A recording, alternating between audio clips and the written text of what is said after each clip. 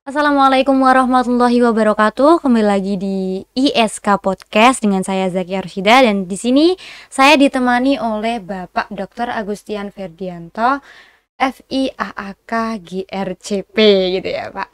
Boleh diperkenalkan dulu mungkin Bapak Ya, dari BPJS ya, Kesehatan Kudus gitu. baik. Terima kasih, Mbak. Perkenalkan, saya Agustian Fardianto. Saya biasa dipanggil Ardi. Saat ini menjabat sebagai Kepala BPJS Kesehatan Cabang Kudus yang memiliki wilayah kerja Kabupaten Kudus, Kabupaten Grobogan, dan Kabupaten Jepara. Jadi di sini kita akan mengulas mengenai sosialisasi layanan online BPJS di Kabupaten Kudus sendiri. Oke, sebelum masuk ke BPJS, teman-teman, jadi kita akan bahas mengenai tentang programnya BPJS, tapi lebih ke JKN ya, Pak. Ya. Jadi Jaminan Kesehatan Nasional yang di dalamnya tersebut ada termasuk BPJS gitu ya, Pak. Boleh dijelaskan, Pak, JKN itu seperti apa, manfaatnya seperti apa? Monggo. Ya, Jaminan Kesehatan Nasional atau JKN itu merupakan program pemerintah yang memang untuk melindungi segenap masyarakat atau seluruh penduduk terhadap risiko kesehatan. Nah, program JKN sendiri ini merupakan amanah dari konstitusi, dari Undang-Undang Dasar tahun 1945, itu mengamanahkan bahwa setiap penduduk harus memiliki jaminan kesehatan nasional. Kemudian diturunkan berupa undang-undang gitu ya, beberapa peraturan perundang-undangan, diantaranya undang-undang tentang SJSN, undang-undang tentang BPJS, sampai peraturan presiden, sampai peraturan menteri. Itu pertama, berarti program JKN ini merupakan program mandatori. Nah, yang kedua, program JKN ini kenapa kok mandatori? Karena memang memiliki fungsi proteksi. Fungsi proteksi di sini dalam artian jika masyarakat atau peserta memiliki risiko sakit, ya, itu sudah memiliki jaminan sehingga bisa mengakses layanan kesehatan tanpa perlu khawatir kesulitan finansial. Itu jadi JKN ini memiliki manfaat proteksi.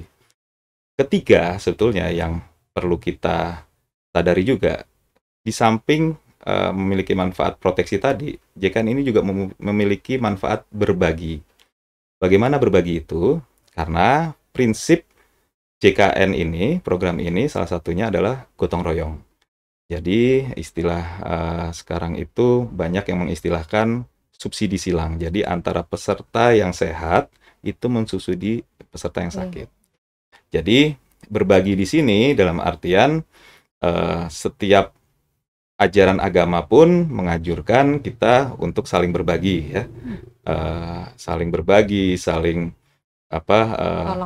tolong menolong. Nah, itu makanya JKN ini hadir juga sebagai sarana seluruh masyarakat itu bergotong royong untuk mengobati atau untuk membiayai peserta yang lainnya yang sedang sakit.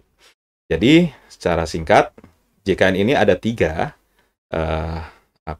manfaat ya. Pertama, memang mandatori, kewajiban, karena ada sekarang jika mau beli properti ya, beli rumah, beli tanah, itu sudah diwajibkan untuk mempunyai JKN.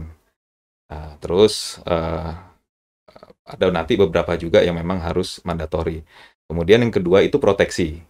Terus yang ketiga berbagi. Jadi mandatori, proteksi, dan berbagi. Jadi JKN ini hadir untuk memberikan 3 manfaat tersebut. Itu tadi. Jadi JKN itu hadir untuk memberikan 3 manfaat. Ada mandatori, yakni kewajiban dari JKN sendiri itu, dan juga proteksi, dan yang terakhir ada berbagi itu ya, Pak. Oke, selanjutnya sejauh mana nih JKN sendiri kalau di Kudus programnya?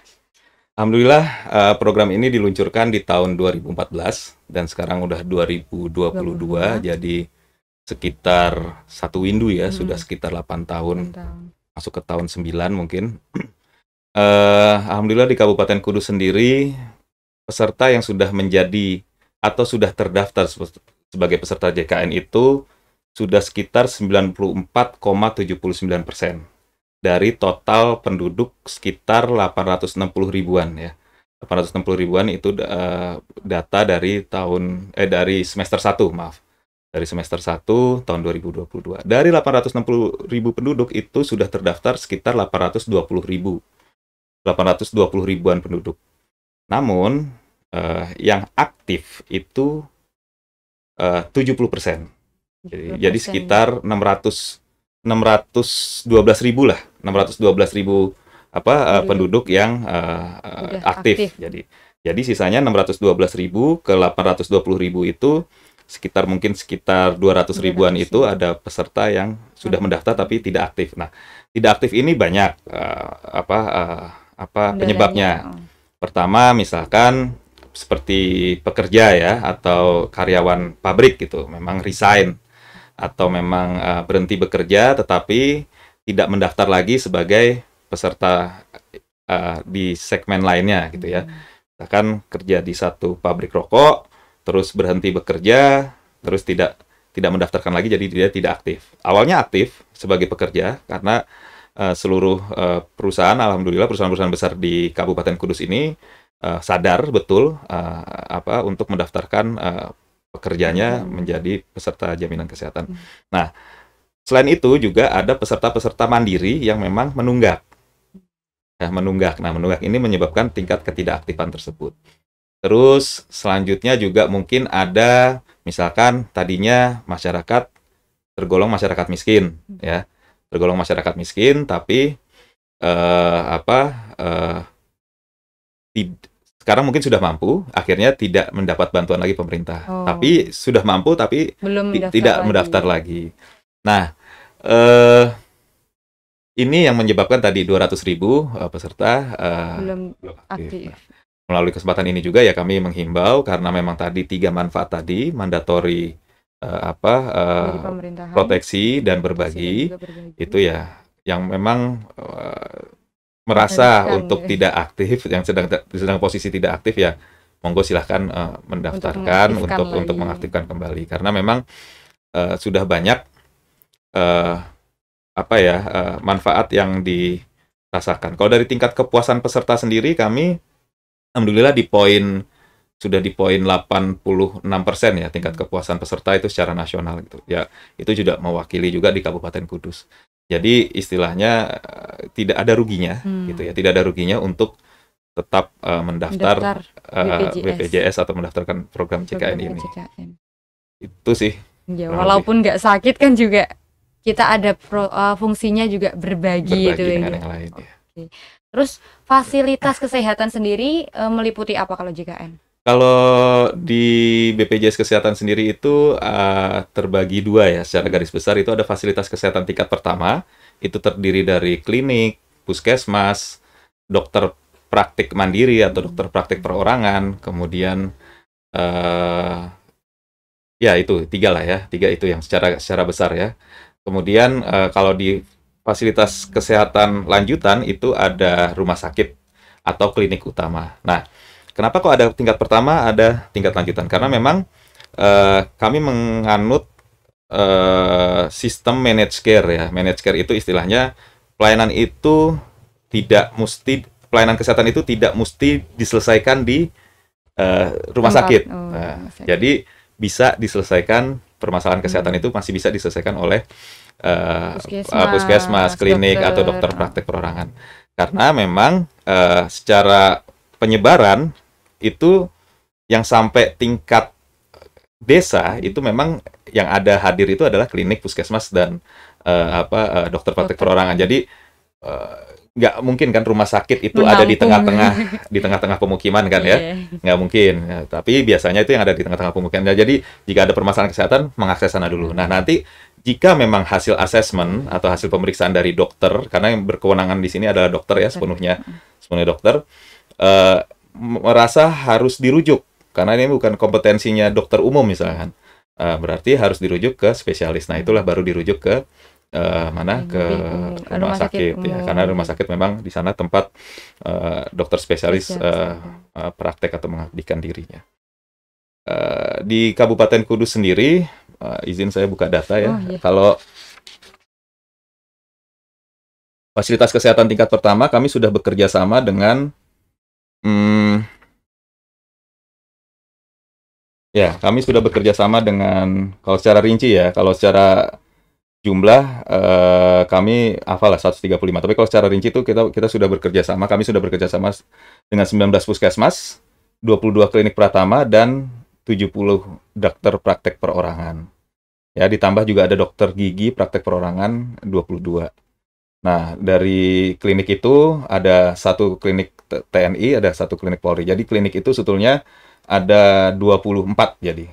Jadi 24 puskesmas 19, klinik pratama 24, dokter praktek perorangan 70, dokter gigi praktek perorangan 22. Dan ini yang memang menyebar merata. Kalau kami lihat sebarannya itu merata di seluruh kabupaten. Jadi sampai tingkat desa ya. Kalau kita bikin mapping itu sampai tingkat desa tuh insya Allah sudah ada fasilitas. Tapi memang ada beberapa desa atau beberapa kecamatan yang memang masih minim, dan itu kami juga berusaha untuk membuka kerjasama.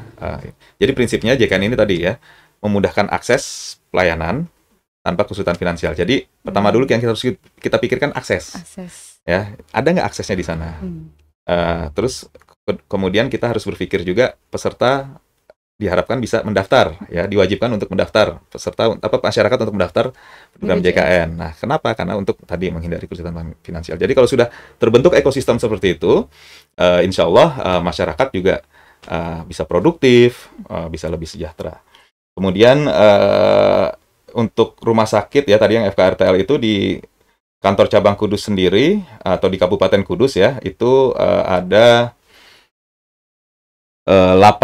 8 rumah sakit yang sudah bekerja sama, dan ini sudah menyebar di barat ada, di timur ada, juga di selatan tuh sudah ada ya, ke arah utara itu dekat kota juga sudah ada. Jadi kami juga mengikuti perkembangan gitu ya. Jika memang kami butuh, kami akan bukan kami butuh, maksudnya masyarakat membutuhkan, masyarakat membutuhkan itu akan akan kami sediakan aksesnya gitu ya. Itu kalau untuk pembayaran klaim rumah sakit itu sampai dengan posisi Juni 2022 kami sudah membayarkan klaim ke rumah sakit itu sekitar 206 miliar 65.483.969. Sedangkan kalau untuk yang tadi klinik Pratama, dokter praktek perorangan itu kami sudah membiayai pelayanan kesehatan itu sebesar 36.930.585.590 rupiah. Jadi kalau di total berapa tuh? Banyak gitu. 200 miliaran ya, 242 ya, hampir 250 miliar. Itu baru satu kabupaten.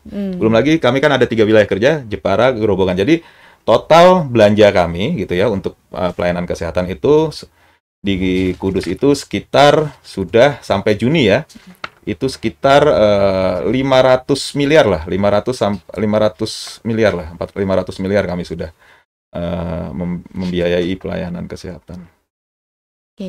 Oke, itu lalu mungkin untuk upaya presentase agar 100% nih. Kan tadi udah dibilang bahwa Kudus itu baru 80.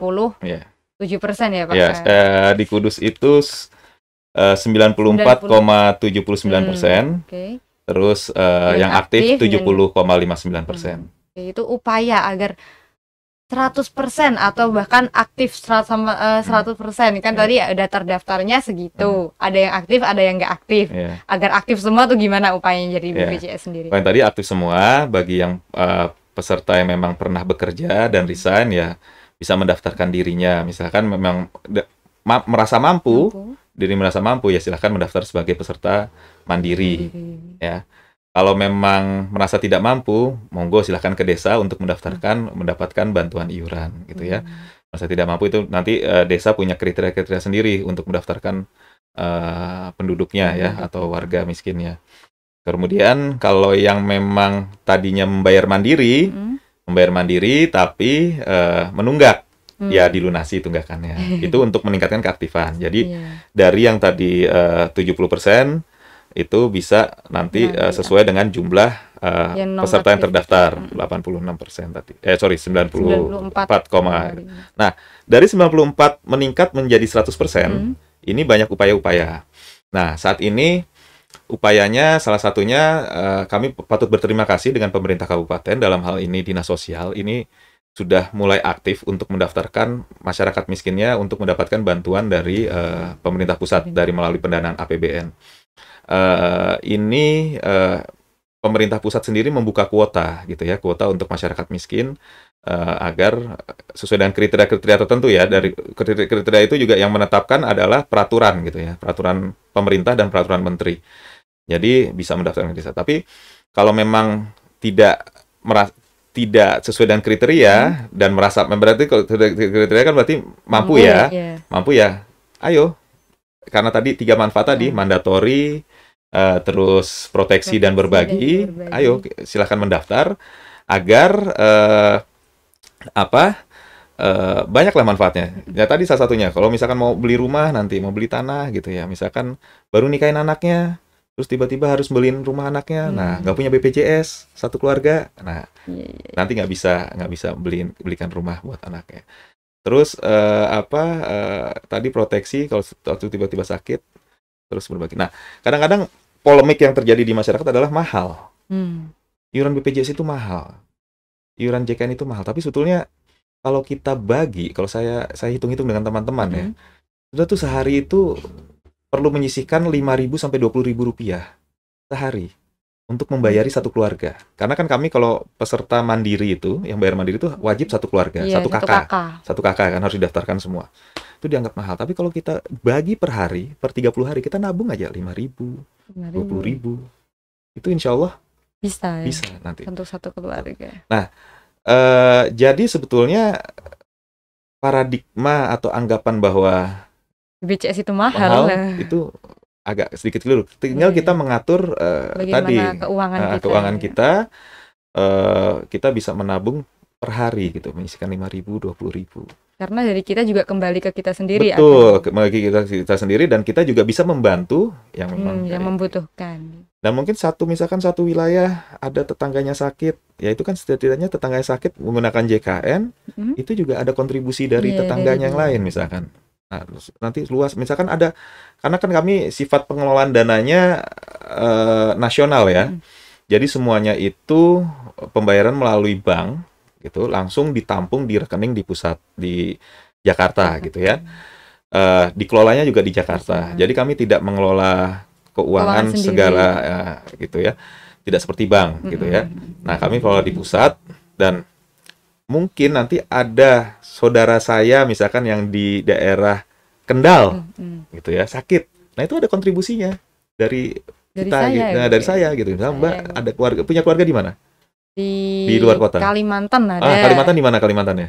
Di kurang tahu sih, tapi ada di luar daerah. Ya, luar daerah, di luar pulau ya, luar Kalimantan. Nah, itu misalkan ya amit-amit ya, misalkan suatu-waktu membutuhkan pelayanan kesehatan karena sakit, itu ada kontribusinya dari kita. Wah, alhamdulillah di sana saya juga ikut kontribusi. Alhamdulillah, selain doa, saya mendoakan itu sakit, saya juga ikut kontribusi untuk menyumbang tadi biaya pelayanan kesehatannya. Mungkin itu. Untuk meningkatkan 100% ya kami juga menghimbau juga kepada perusahaan-perusahaan gitu ya yang memang belum aktif, atau memang perusahaan yang memang belum mendaftarkan seluruh pekerjanya, itu ya untuk segera menggerak, karena perlindungan bagi pekerjanya itu memang dirasakan. Kalau kami tur ya, misalnya diskusi dengan perusahaan-perusahaan besar gitu ya, mereka tuh merasakan sekali manfaatnya. Jadi ketika karyawannya sakit, itu bagi mereka itu biaya, bukan biaya sakitnya, tetapi biaya operasional. Produktivitasnya menurun. Produktivitas menurun itu bisa mempengaruhi kinerja perusahaan. Nah, karena kan manusia adalah sekarang udah dianggap sebagai aset ya.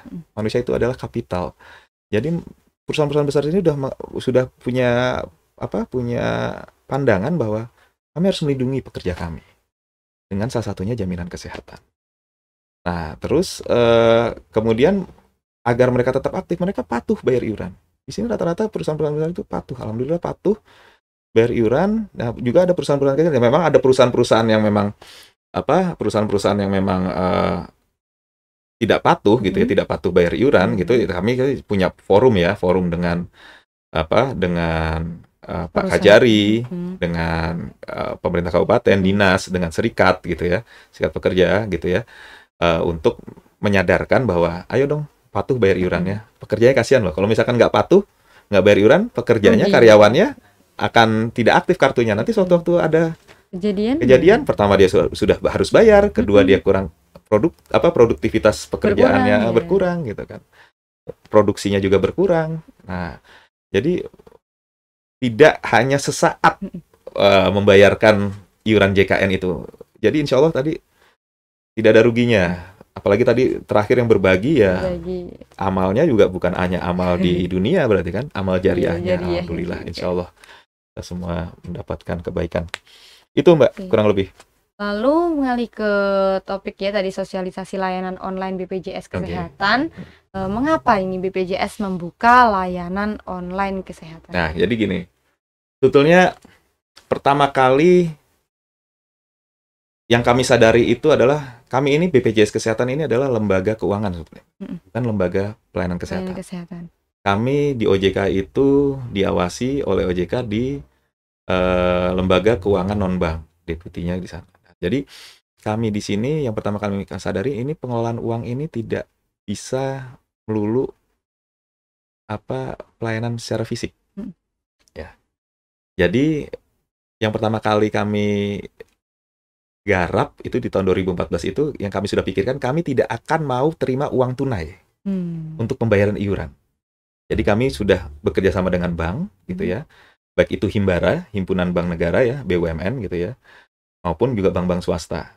Nah, jadi pembayaran iuran itu murni lewat bank. Nah, bank pun sekarang berevolusi sudah pelayanan serba digital. Dan kami pun juga mengikuti. Jadi BPJS sudah bisa dibayar lewat gerai-gerai atau aplikasi mobile bankingnya bank ya, atau internet bankingnya bank sudah bisa. Mobile banking lah yang paling gampang sekarang kan. Atau enggak melalui gerai-gerai seperti merchant-merchant, toko-toko waralaba ya, yang ada di di tengah-tengah masyarakat. Dan kami juga bekerja sama dengan agen institusi. Istilahnya kami bisa bekerja sama, misalkan sekarang itu, maaf ya boleh sebut merek ya, boleh, BNI, BRI ya, POS, itu kan banyak kanal-kanal pembayaran di desa-desa, di RT RW itu udah di tengah-tengah masyarakat udah hadir lah. Kami juga bekerja sama. Jadi udah nggak ada isu peserta itu kesulitan untuk membayar iuran. Nah, itu yang pertama kami rintis. Dan kemudian selanjutnya kami bergeser merintis kepada pelayanan kepada pesertanya sendiri, terkait pendaftaran, perubahan data. Nah, itu yang kami bangun. Itu kami membangun namanya aplikasi mobile JKN. Nah, itu bisa diunduh di Play Store dan App Store gitu ya. Play Store atau App Store. Jadi yang punya Android atau punya iOS itu udah bisa. Nah, di situ banyak manfaatnya, banyak menu-menu yang memang bisa. Nah, dari pelayanan kepada peserta itu terkait pendaftaran, kami juga mengembangkan lagi pelayanan kepada peserta itu. Kalau itu segmennya lebih all segmen ya, maksudnya kalau ini kan gini gitu. Saya belum jelaskan ya, sorry ya. Jadi BPJS atau JKN itu sebetulnya satu produk. BPJS itu cuma punya satu produk, produknya itu jaminan kesehatan nasional, tapi segmennya banyak. Ya, segmennya itu pertama segmen yang dibayari oleh pemerintah. Itu melalui pendanaan pemerintah pusat itu APBN. Kemudian ada itu namanya penerima bantuan iuran, itu mutlak APBN. Ya, PBI itu APBN, melalui anggaran pendapatan belanja negara dengan DIPA-nya di Kementerian Kesehatan. Ya, urusan datanya di Kementerian Sosial. Ya. Iya.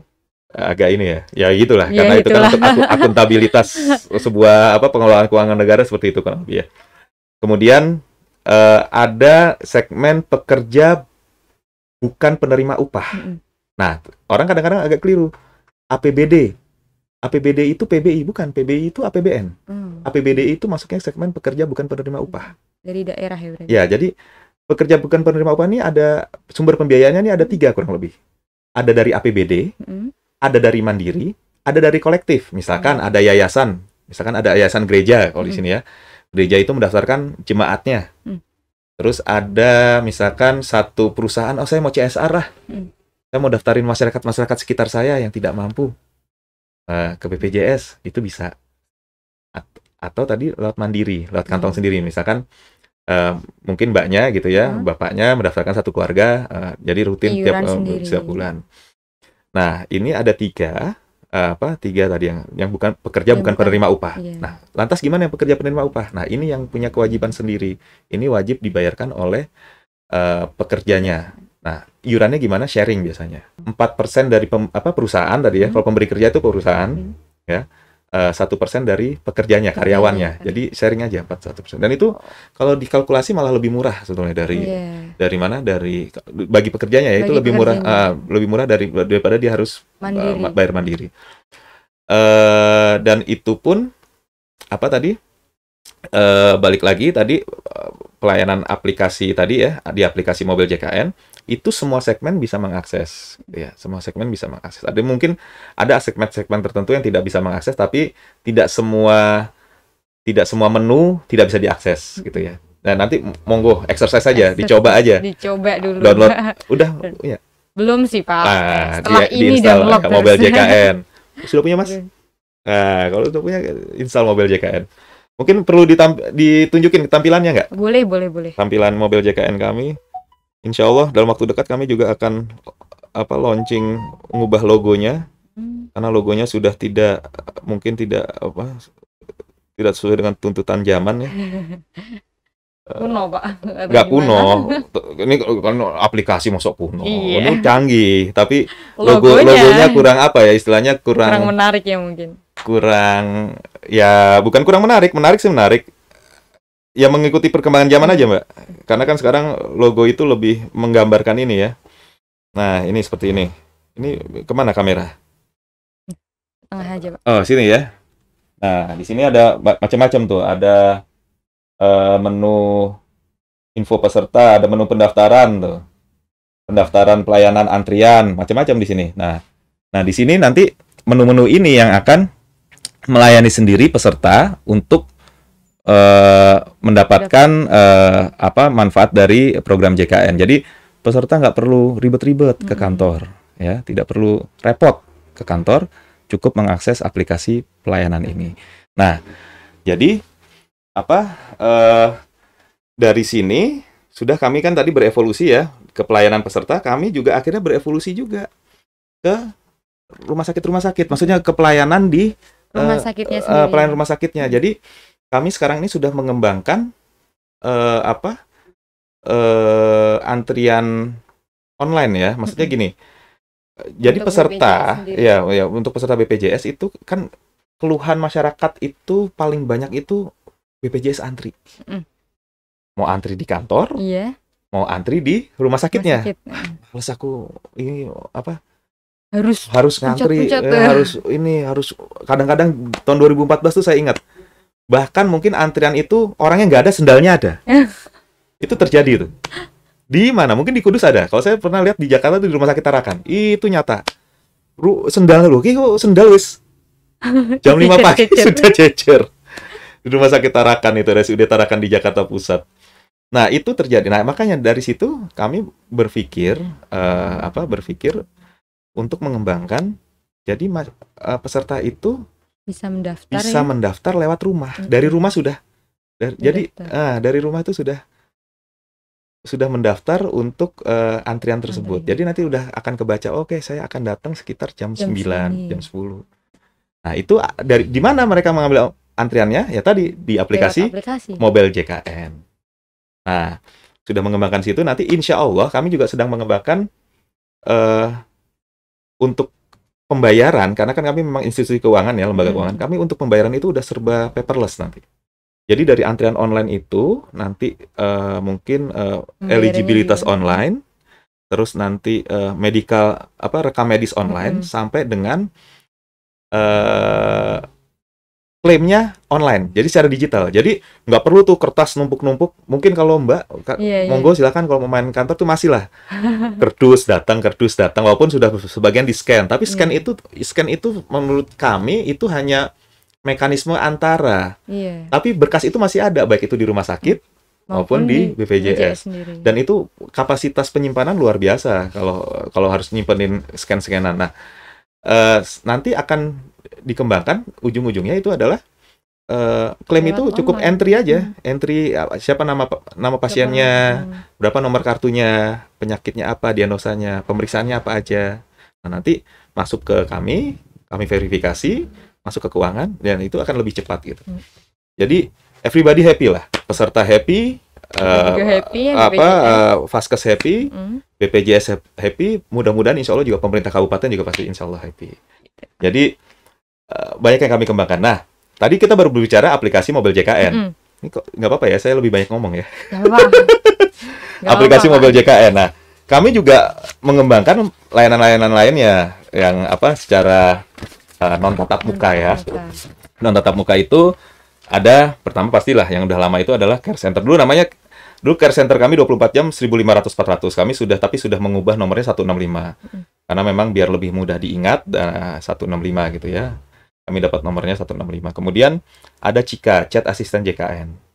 Jadi itu informasi-informasi tentang JKN itu bisa melalui Cika. Jadi kita lewat nomor WA-nya itu ada di 0811 875 0400. Itu nanti yang menjawab bot, biasanya robot gitu ya. Jadi kita kode, nanti dia akan menganalisa, oh ini nanti jawab ini nanti ada.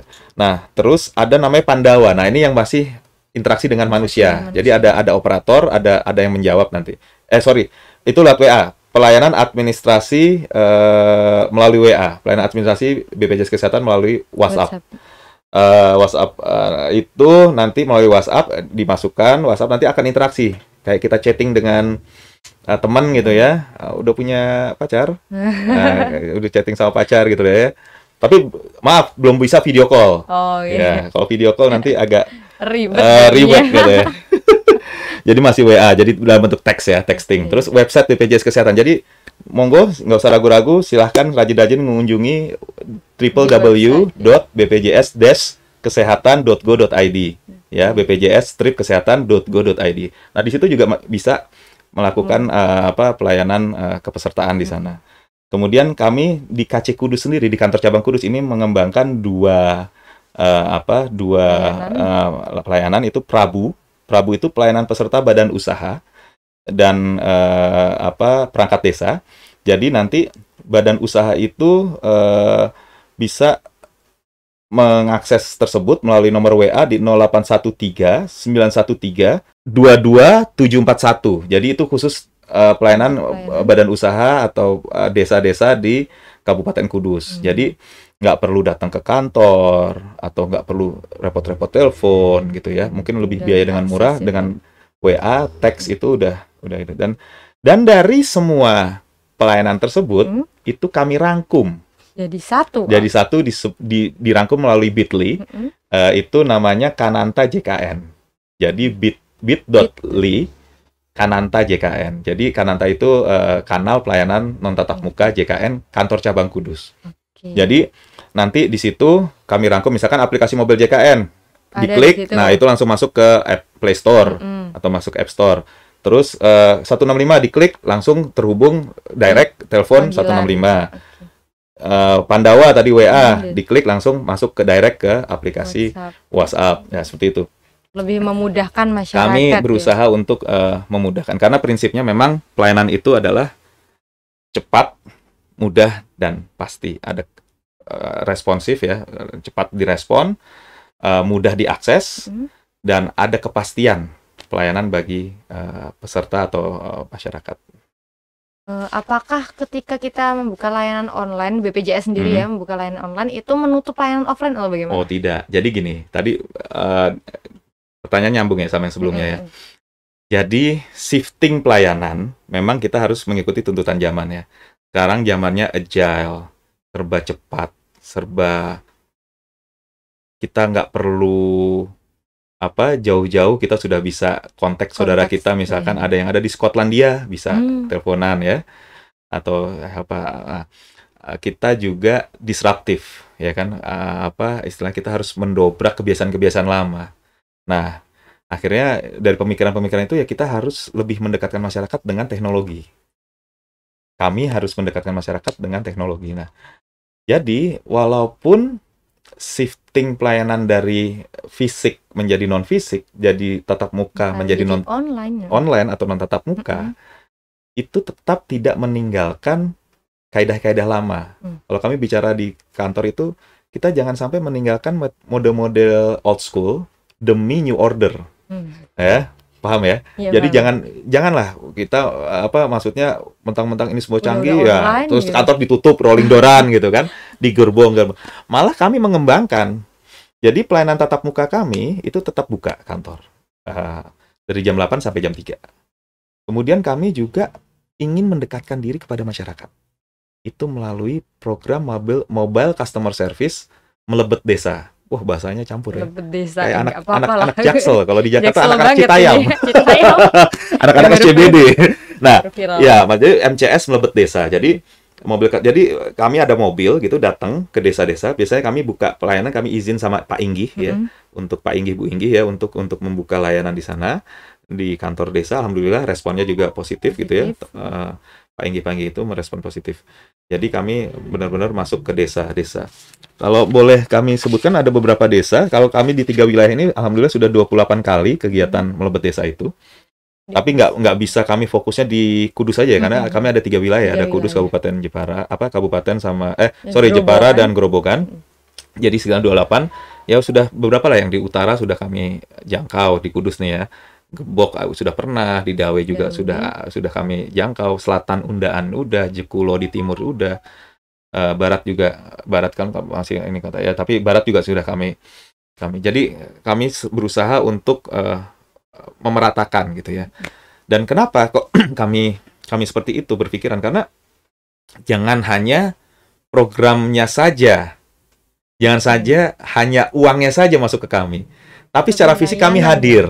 Gitu ya, kami ada ya, kami juga mendukung juga dari program-program. Jadi di melebet desa itu tidak hanya program pelayanan BPJS, kami di sana kami persilahkan juga bekerja sama, berkolaborasi dengan puskesmas. Jadi puskesmas punya program kerja apa, misalkan punya ingin kemarin masalah stunting, monggo silakan, mau sosialisasi atau promosi kesehatan di sana. Misalkan kemarin baru-baru ini kemarin waktu beberapa lampau itu COVID misalkan, tentang COVID monggo silakan. Atau nggak permasalahan kesehatan lainnya, itu silakan berkoordinasi ya. Terus satu lagi kami dengan kader JKN ya. Jadi kami untuk mendekatkan diri masyarakat, kami juga menghimpun partisipasi masyarakat. Jadi bagi masyarakat yang memang berminat gitu ya, dan alhamdulillah di Kudus ini antusiasnya dari tahun-tahun sebelumnya itu udah sangat bagus gitu ya. Jadi insya Allah di setiap desa, setiap kecamatan itu sudah ada kader JKN. Jadi kader JKN itu kami rekrut masyarakat yang ingin berminat untuk menjadi kader dari program JKN, dan tugasnya itu untuk mensosialisasikan program-program ini di tengah-tengah masyarakat. Nah, itu juga kenapa kami masuk ke desa. Jadi selama ini kader-kader JKN itu datang ke kantor.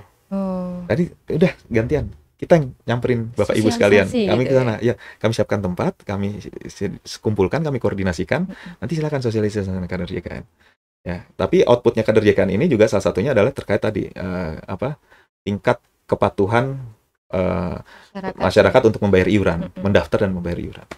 Jadi kader JKN kami sendiri kalau boleh buka data di Kabupaten Kudus itu sudah tersebar, dan alhamdulillah di Kabupaten Kudus itu sudah ada 21 kader JKN. Kita kan ada 9 kecamatan ya. Di 9 kecamatan gitu loh. Tersebar di 9 kecamatan. Dan alhamdulillah mereka ini sangat antusias dan semangat. Dan itu bukan orang-orang muda loh. Serius, bukan orang-orang muda. Justru orang semangatnya luar biasa. Kadang-kadang kalau lagi interaksi sama, kok Pak bisa Pak? Ya saya demi kebaikan Pak. Demi masyarakat sehat, Untuk terakhir nih, yang ingin disampaikan ke masyarakat mungkin dari Bapak Ardi. Saya itu nggak pandai untuk merangkai kata closing statement ya istilahnya. Tapi kalau dari pembicaraan kita tadi, itu mungkin ada 2 kalimat yang ingin kami sampaikan. Sehat itu murah, dimulai dari rumah. Sehat itu murah, dimulai dari rumah. Gitu. Paham ya? Oke. Jadi tadi BPJS mahal, JKN mahal tidak. Kalau kita bisa bisa atur keuangan kita, literasi keuangan kita bagus, kita bisa atur per harinya berapa, kita tabung, kita berpikir untuk warga kita berpikir untuk diri kita berpikir untuk masyarakat lain. Kita tadi saudara di Kalimantan, nanti baru setiap bulan distorkan, dibayarkan. Murah. Diawali dari rumah.